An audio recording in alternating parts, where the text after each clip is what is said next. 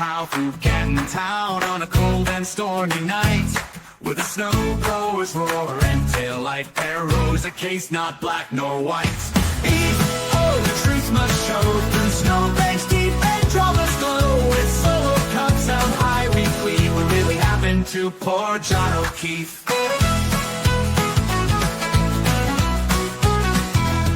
Karen, she took the stand with the world glued to the stream.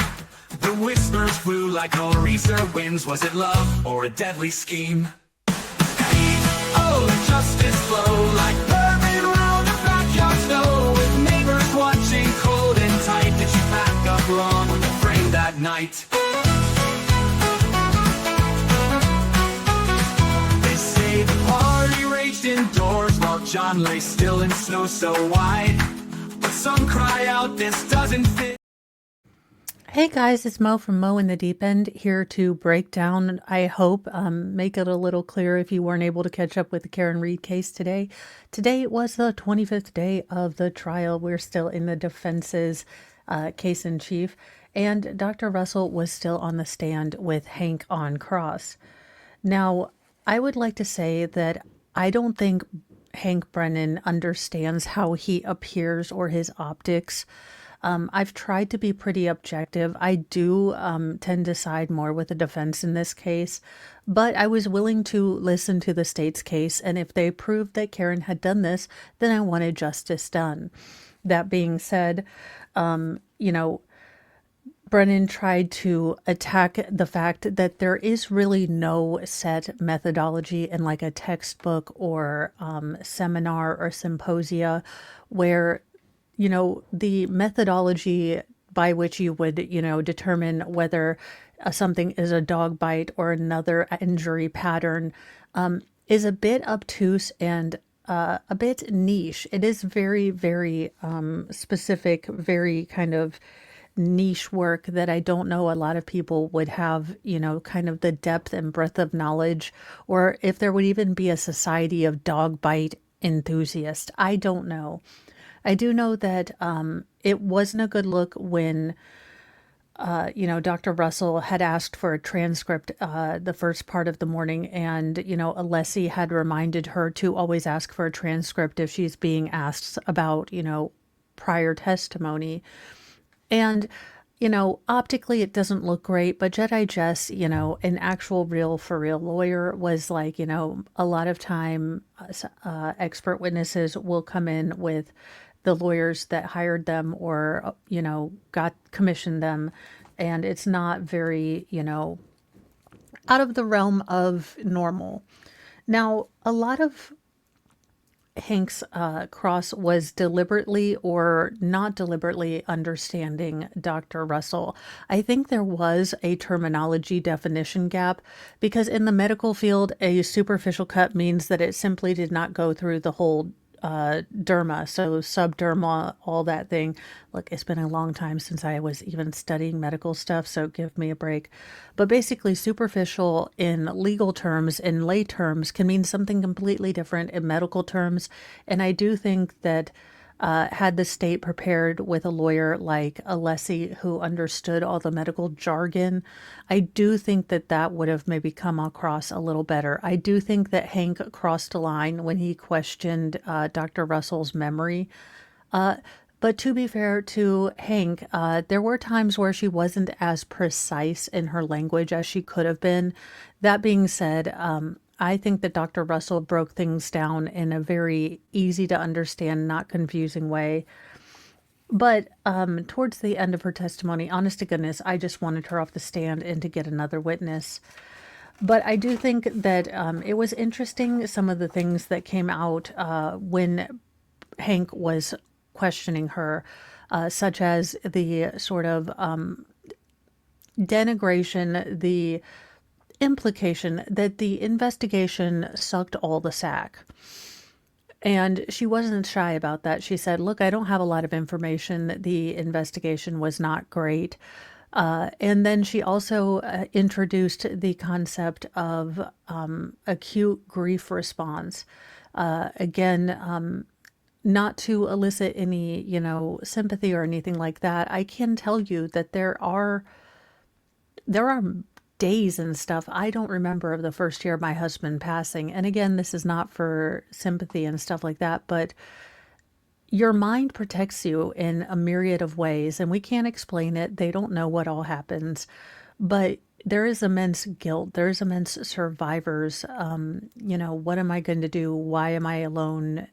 Did I do anything to cause this? That I think any human, any person can really put themselves in, their in another person's shoes. If you've lost a significant person, your friend, a loved one, it is an incredibly physiological experience, and we always kind of tend to talk about it as feelings. But I've known people that have gained a lot of weight, lost a lot of weight because food is either a comfort or you don't care. Some people turn to self-medication. Again, there is no judgment. Grief is a sucktastic thing to deal with. That being said, I think it was really important that we got that in there, because I will tell you, as a casual observer and trying to be as fair as I could be, Karen's statements never bothered me because I really could understand her sort of mental process. Now, that does give me a bit of a bias. I do understand that I can identify and relate, so that, makes me a bit more susceptible to be on the defense side, but I am trying to call balls and strikes. So while it wasn't the greatest look that, her and Alessi talked, it wasn't out of the bounds of normal. It wasn't, you know, subversive and shenanigan-y like Hank was trying to portray it. And I think that Alessi did a really good job kind of rehabbing that and explaining Dr. Russell's kind of process for differential diagnosis, because I do think in direct it wasn't addressed. It was a lot of pattern recognition, but not exactly how we got there. And I think during redirect, he was able to kind of get her to show her math and explain things. And I think Hank asked a lot of questions that ended up being fairly good for the defense. But again, it's all about that lens that you see this trial through. There might be a juror who really loves their Mimi, and Hank being mean to Mimi really pissed them off. But in the end, is that going to change their vote? I don't know. Juries are wild, crazy things. Now, we did have a fairly fiery Alessi moment because Hank decided to bring in the fact that there was no DNA of a dog found on the sweater. Now, Alessi argued, I think very passionately. I've never seen Alessi so ticked off, so indignant, so, full of vigor that he actually pounded on the podium when he was up there twice. Now, obviously, we are still having a trial, so a mistrial with prejudice was not accepted. Hank was allowed to continue to talk about the DNA, but Alessi cleaned it up with, the chain of custody being very murky. Then Hank, during recross, decided to add that possible shrubbery could have caused this injury. Now, I do think this was a good argument because it goes to her ability to differentiate, let's say, getting stabbed with a bunch of pokey, shrubbery versus a dog. But I don't think he did it well. And it scared me that I was thinking along the same lines as Hank Brennan, which is terrifying. It happened several times. Of course, again, I think Hank tried to make everything look very nefarious. I think that Dr. Russell held her own, but towards the end, I was getting a little bit of fatigue just because she has been on the stand for so long, and Hank, being Hank, was continuing to beat a dead and broken horse simply by not understanding some of her things. If Hank would stop and listen to what the witnesses say instead of anticipating what they're going to say to kind of get them in a got you, he would be such a better lawyer. You have to listen and take in information in order for you to have a comprehensive idea about the lens through which the witness sees things. You have to sort of be a very empathetic person, I would think, to be a very good trial lawyer, to try to understand and get into the mind of the witness, what's going to tick them off, kind of watching their behaviors and things like that. That's what I find fascinating about trials, the human behavior, the interaction, the strategy, all of this.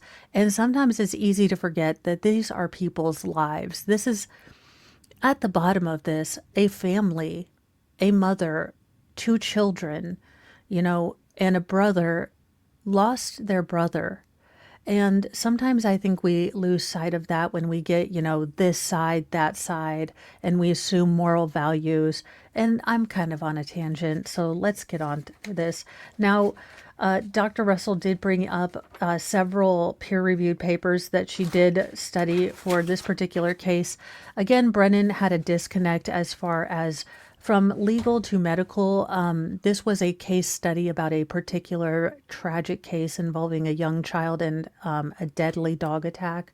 So while the injuries were exemplar of possible dog, bites or interactions, the wounds and the severity of the wounds were going to be different. And Hank either deliberately didn't realize that or was very obtuse in the way he was trying to interpret her use of these articles. That being said, then we went to Officer Burrows. He was the Dighton police officer who claims that there was a small piece or crack of the taillight missing when he went to Karen Reed's parents' home. Now, when he arrived at Karen Reed's home, Proctor and Buchanan were already there, and he was fairly solid. I do think that Hank got to him when he was talking about memory and specifics, but I think that Jackson cleaned it up. Again, he seemed pretty solid, but he did kind of whiffle waffle when Hank was talking to him. Now, Hank attempted to almost build a rapport with the witness, kind of giving this smarmy, sweet, syrupy, sticky, sort of condescending. You weren't trying to perjure yourself. You weren't trying to lie. You just don't have a good memory. And it came across very, very, again, I don't think Hank understands how he appears. And I think lawyers, as this becomes a bigger thing, as this is, more televised trials, more high profile trials, I do think you are going to find lawyers who are going to go to acting or drama classes to really understand your audience. Again, I'm not an expertologist. I am a twice college dropout, but as a casual, super observer sometimes, I do think that there is a large gap between, what lawyers think is important and what juries think is important. And I do see how this, for some lawyers, would be a very big disconnect because, logic, law, you have rules, you have subsets of rules. You've got, addendums to, arbitration. So I get how this would be maddening to have to add this human factor into it. But the fact is, our judicial system, as it is, relies on regular lay people. And I do think that there is a gap in, lawyers understanding both how they appear optically and how to match energies, how to not be a dick, how to look, human. And again, this is more from my 50,000-foot view. So that being said, I have to say, trying to take myself out of it and realizing that we all look at these things through lenses and biases, I'm not sure exactly how today landed for the state or the defense. I think they both got, wiffle waffle things in. I do think that the big thing was that Dr. Russell, who was a former police officer, denigrated the investigation of this case. And she also brought forth the acute grief phenomena. And I think that was deathly important. I think it needed to be said. And from a doctor in a very large trauma hospital in LA, General Hospital, she has seen human tragedy. She understands, the both physiological but mental sort of things that happen, the kind of loss of gravity of your life. It is a very hard thing to explain, but I'm glad it got out there because I think that we've heard a lot about Jen's, shock and horror. We've heard a lot about Carrie's shock and horror, but what hasn't ever been appreciated or validated or even, given half of respect, but mostly just denigrated, was Karen's response to finding her boyfriend. I That has rubbed me wrong the entire time. It has pissed me off. Again, I understand that she was not easy to deal with. When you are in a hyper focused, hyper aware, semi, anxiety state, worrying about someone, it's very hard to have other cognitive thoughts. You might get repetitive. You might say, we need to find him, we need to find him, we need to find him, because your brain is simply incapable of slowing down and having that other thought. It's not something you can control. God, I wish it was, because then we'd never need happy pills and no one would have freaking flapjack anxiety. But the problem is this is a documented phenomena, and I'm glad it got out, because it was really upsetting to see someone's grief so denigrated. So, told, shut the F up, leave him alone, stop being a moron, you're acting crazy.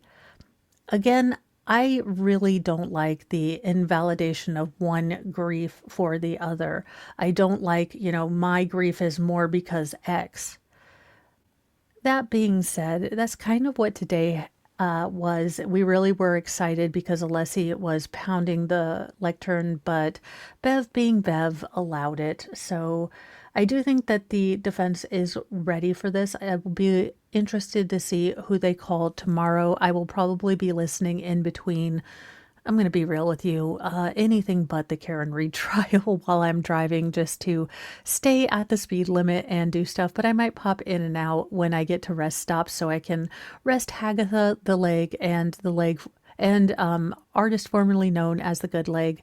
I hope each and every one of you had a great day. Thank you for spending your time with me. I know you have so many choices in this case, and I'm a little itty bitty small fry, but I really, really appreciate all the support. I, work hard every day trying to be better ish. Like, I'm going from dead awful on the computer to slightly crummy. It's a big, big achievement. One day I'll be semi functional. It's a goal. As always, remember, be kind to yourself. Be kind to others, but have a sassy mouth and carry a can of bitch fire, because if someone tries to be marmy, sticky, and condescending to you, we have, the sass to come back. Bye, you guys.